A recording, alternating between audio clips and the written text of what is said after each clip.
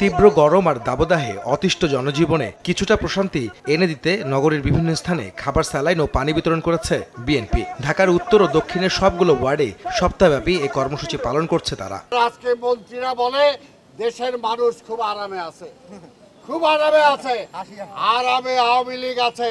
তাই ভাইরা আমার, আসুন আমরা তাদের প্রতিবাদ করার জন্য এই রাজপথে নেমে এসে আমরা আন্দোলনের মধ্য দিয়েই আজকে এই সরকারকে বুঝাই আমাদের দাবি ভোট, আমাদের দাবি আমার ভোট আমি দেব, যাকে খুশি তাকে দেব।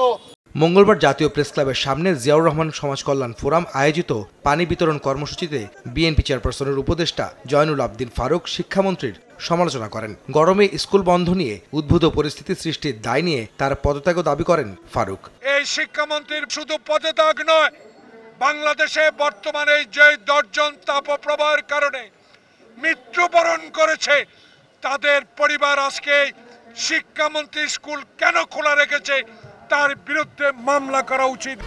1, 2, 3 ঢাকায় জমি জিতে নিন 100% ক্যাশব্যাক সহ 20 কোটি টাকার পুরস্কার।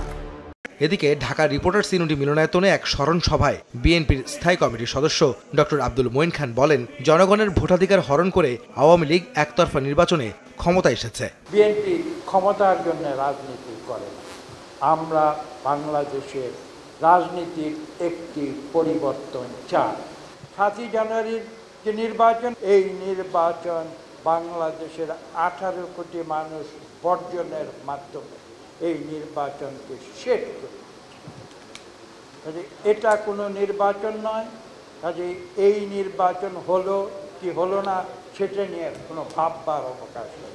এদিকে শ্রমিক দিবস উপলক্ষে বুধবার নয়াপল্টনে সমাবেশ ও র্যালি আয়োজনের প্রস্তুতি নিয়ে দলীয় কার্যালয়ে যৌথ সভা করে বিএনপির কেন্দ্রীয় নেতারা। আহমেদ সালেহীন, সময় সংবাদ, ঢাকা।